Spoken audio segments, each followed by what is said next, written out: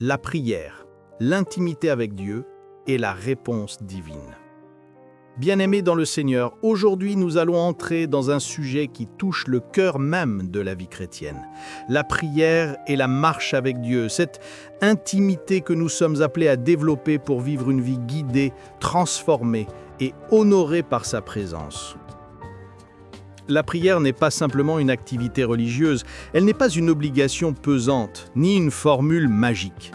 La prière est un dialogue, une communion, un face-à-face spirituel avec notre Père Céleste.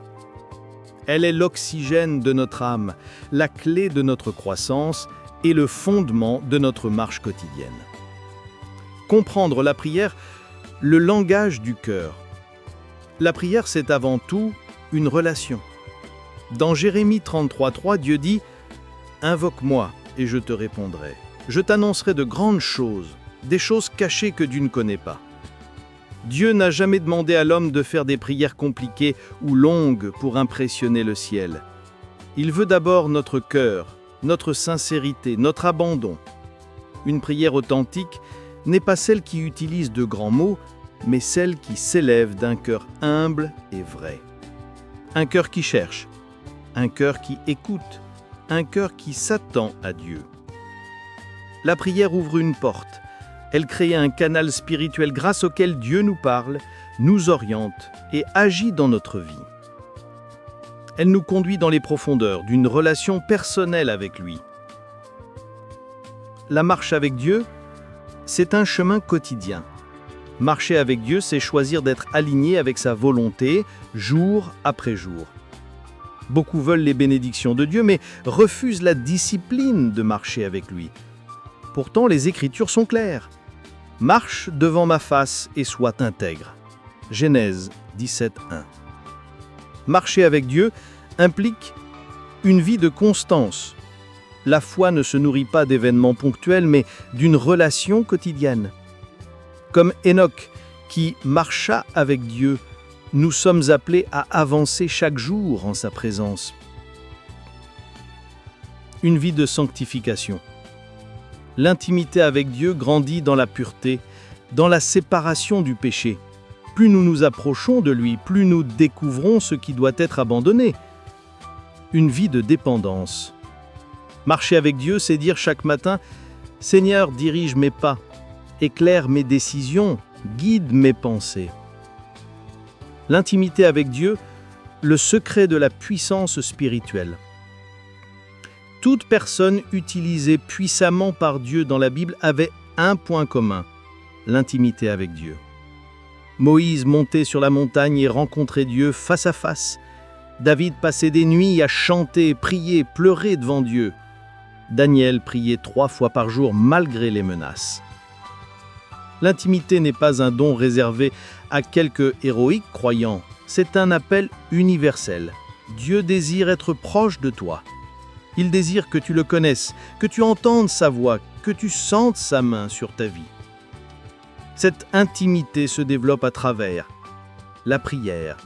Non pas la prière mécanique, mais une prière profonde, sincère, authentique. La méditation de la parole. La Bible n'est pas un livre historique, elle est une lettre vivante de Dieu à ton cœur. La louange et l'adoration. La louange ouvre les portes du ciel et adoucit le cœur. L'adoration, à elle, nous plonge au centre même de sa présence. Le silence. Oui, le silence est une prière. Arrêtez et sachez que je suis Dieu. Psaume 46:10. Dans le silence, Dieu parle, corrige, restaure, enseigne.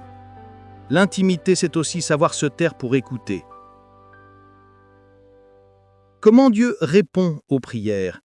Voici une des plus grandes questions des croyants. Dieu répond, mais pas toujours comme nous l'imaginons. Sa sagesse dépasse notre compréhension. Ses voix sont plus hautes que nos voix. Dieu répond oui, quand ce que nous demandons est conforme à sa volonté, bénéfique pour nous et aligné avec son plan parfait. Dieu répond « pas maintenant ». Le délai n'est pas un refus, c'est une préparation. Parfois, Dieu travaille en nous avant de travailler autour de nous. Dieu répond « non ». Un nom de Dieu n'est pas un rejet, c'est une protection. Il nous évite des chemins destructeurs, des relations toxiques, des décisions hâtives. Dieu répond d'une manière inattendue. Il ouvre des portes que nous n'aurions jamais imaginées. Il utilise des personnes improbables. Il crée des solutions qui dépassent nos calculs. Exemple biblique, Israël s'attendait à un Messie conquérant. Dieu leur a envoyé un bébé dans une crèche.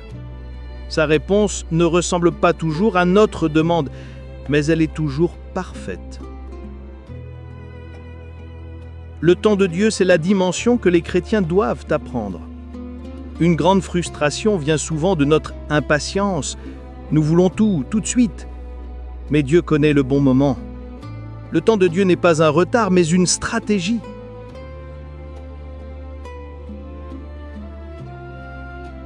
La prière est un semis. La réponse est une récolte. Entre les deux, il y a une saison de croissance. Nous devons apprendre à attendre Dieu, à lui faire confiance, à croire qu'il agit même quand nous ne voyons rien.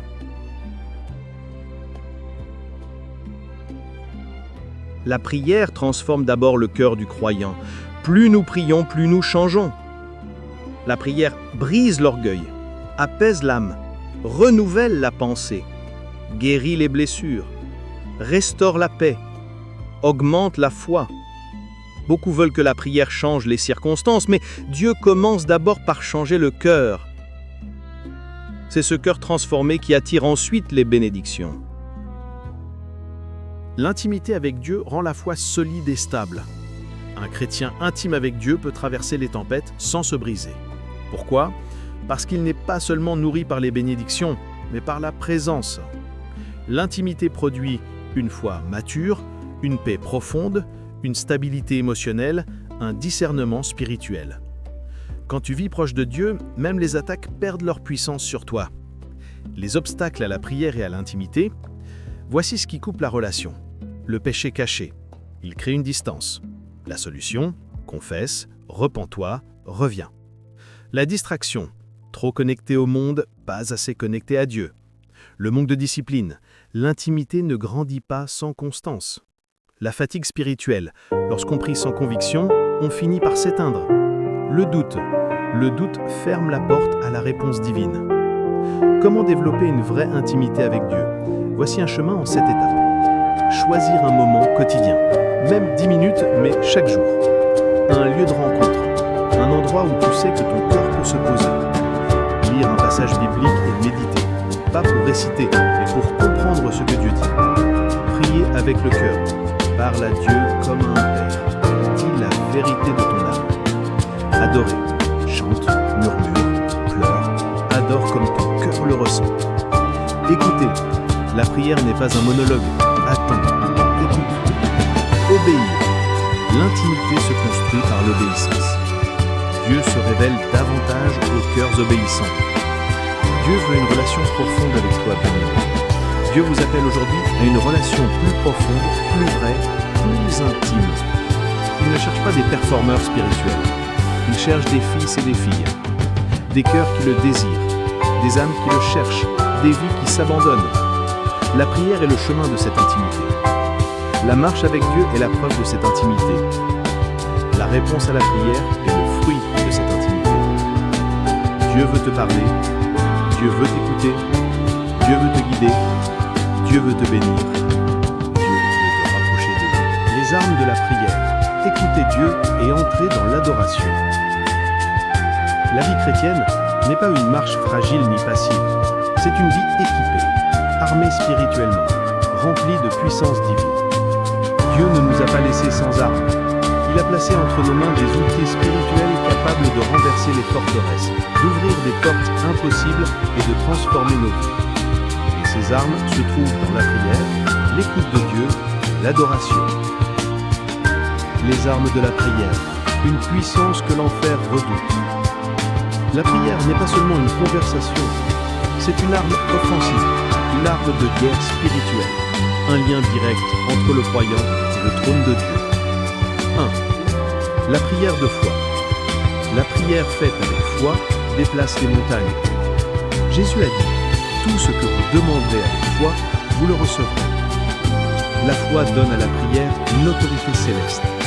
La prière sans foi est une parole. La prière avec foi est une bombe spirituelle. 2. La prière persistante.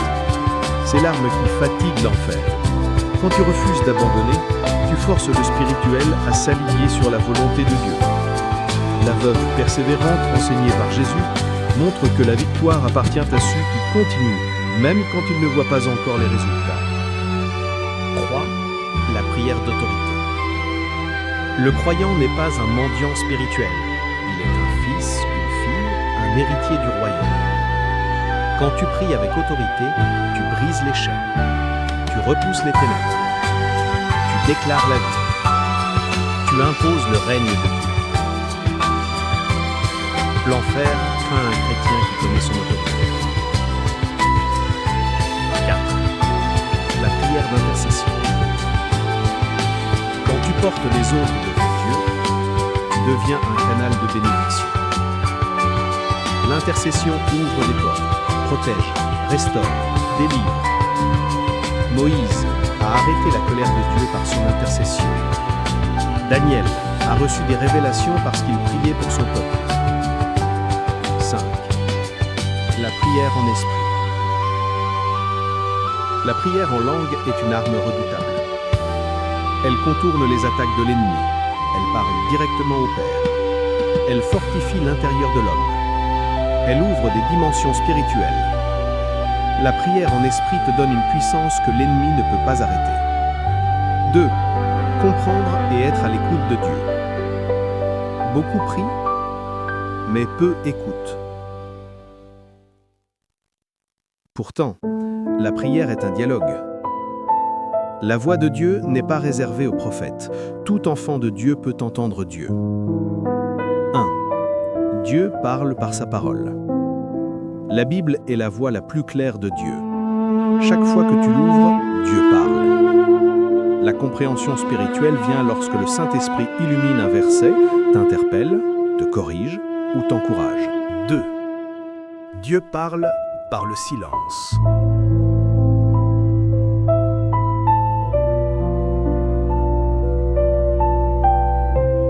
Le silence de Dieu n'est jamais un abandon.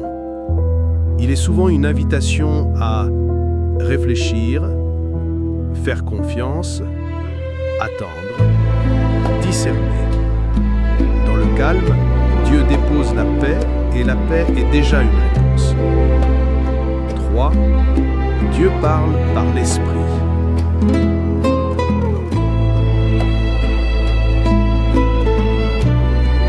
Le Saint-Esprit murmure, impressionne, alerte, oriente.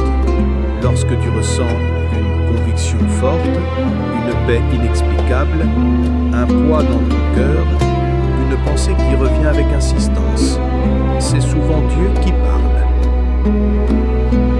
4. Dieu parle par les circonstances.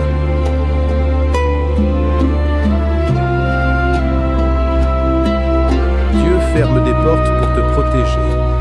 Il ouvre des portes pour te bénir. La providence est un langage divin. 5. Dieu parle par les serviteurs de Dieu.